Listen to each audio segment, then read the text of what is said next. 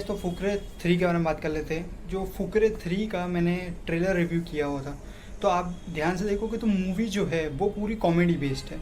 और फुकरे 1 और फुकरे 2 का अगर आपने नहीं देखा होगा तो कोई बात नहीं, उन लोगों ने फर्स्ट 10 मिनट के आजू बाजू के जो सीन्स होते हैं 10 से 5 मिनट के अंदर ही उन लोगों ने पूरा का पूरा रिकैप करवा दिया था हमें, और हमें पता चल गया था कि अब सिचुएशन क्या है। बट जहाँ तक बात की जाए तो मूवी जो है ओवरऑल कॉमेडी तो है, आपको कॉमेडी मिलेगी। कैरेक्टर हर पुराने वाले, अगर आपने फुकरे 1 फुकरे 2 देखा होगा तो आपको पता चल जाएगा कि सारे कैरेक्टर वही वही हैं, सेम टू सेम है। बट कुछ ज़्यादा कुछ चेंजेस नहीं मिलेंगे। हाँ, बट ये कह सकते हो कि हर चीज़ में मतलब कि कॉमेडी कहीं ना कहीं आपको मिलती ही रहती है, जैसे कि फर्स्ट और सेकेंड पार्ट में हमें देखने को मिला था।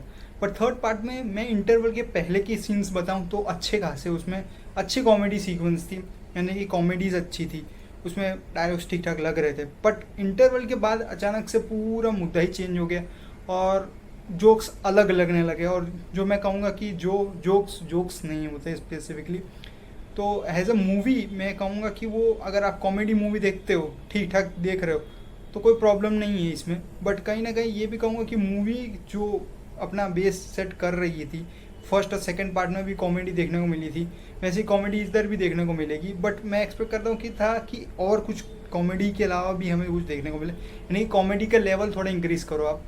बट वो कहीं ना कहीं बहुत ज़्यादा मिसिंग लग रहा था। और ये भी बात है कि 2-3 ही कैरेक्टर्स जो हैं जो पूरे पिक्चर को लेके चलते हैं, जैसे कि वरुण शर्मा का जो कैरेक्टर है वो ही एक, मेरे ख्याल से ऐसा लग रहा है कि वही पूरी पिक्चर को लेके चल रहा है, क्योंकि ऑलरेडी उसी के ऊपर ज़्यादा से ज़्यादा फोकस किए गए ये थर्ड पार्ट में। बट मैं ये भी कहूँगा कि ज़्यादा से ज़्यादा एक कैरेक्टर के ऊपर फोकस करना हर तीनों के तीनों पार्ट पे वो बहुत ही ज़्यादा मुश्किल हो जाता है।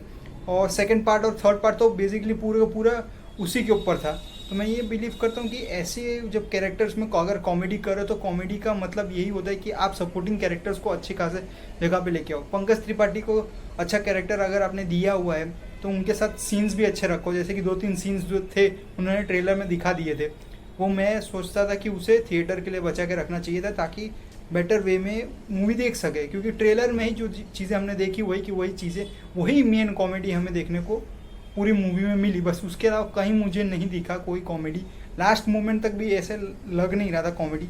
हाँ, थोड़े सोशल कॉजेज़ के ऊपर भी बात कर ली, वो कंप्लीट काम ख़त्म कर दिया। बट कहीं ना कहीं ये भी कहूँगा मैं कि कॉमेडी और जब मिक्स क्यों कर रहे हो दोनों का दोनों, जब कॉमेडी पार्ट रखा है तो पूरा कॉमेडी ही रखो, कैरेक्टर्स को और अच्छा खासा डेवलपमेंट में दिखाओ और कैरेक्टर को कम मत रखो। यानी कि पंकज त्रिपाठी ठीक का जो कैरेक्टर है पंडित जी वाला, वो बहुत ही ज़्यादा मुझे ऐसा लग रहा था कि उसके डायलॉग्स बहुत कम रखे हुए। जो स्पेसिफिकली मैं कहूँगा कि पंकज त्रिपाठी जैसे कैरेक्टर्स जो ऑलरेडी कॉमेडी और सीरियसनेस जैसी हर एक चीज़ में बेटर परफॉर्म कर सकते हैं, तो आप उन्हें और डायलॉग्स दो कॉमेडीज़ के लिए, जैसे कि वरुण शर्मा को दिया है आपने, वो इतना ही कैरेक्टर आप पंडित जी को भी थोड़ा बीच बीच में आजू बाजू रखो तो कैरेक्टर समझ में भी है। बट यहाँ पर सिर्फ एक ही कैरेक्टर के ऊपर फोकस कर दिया टोटल, मतलब कि बाकी सब जो है वो सिर्फ हमने जो कॉमेडी देखी वो ट्रेलर में ही थी और उतना ही मूवी में ही उतना ही देखने को मिलेगा जो ट्रेलर आप में देख के गए हो। तो मैं ओवरऑल कहूँगा मूवी ठीक ठाक है। अगर आप कॉमेडी मूवी देख रहे हो, एंटरटेनमेंट होना चाहते हो थोड़ी देर के लिए ही सही, यानी कि नॉर्मल कोई भी मूवी चला के आप देख सकते हो, तो वो मूवी ठीक ठाक आपके लिए ये बेस्ट रहेगी। बट अगर आप थोड़ा एक्सपेक्टेशन ज़्यादा रख के जाना चाहते हो थिएटर्स में, तो मैं ये कहूँगा कि ज़रूरत नहीं है उसकी। आप स्पेसिफिकली ही इसे घर पे बैठ के भी देख सकते हो थिएटर्स, यानी फैमिली के साथ, कोई उसमें प्रॉब्लम नहीं है कि। बट कुछ जो है कुछ डायलॉग ज़्यादा ही वैसे हैं, इसलिए चल जाएगा। तो इस वीडियो को यहीं रैप अप करते हैं। सब्सक्राइब कर रखे हैं चैनल को, बाकी अपडेट को। Thank you.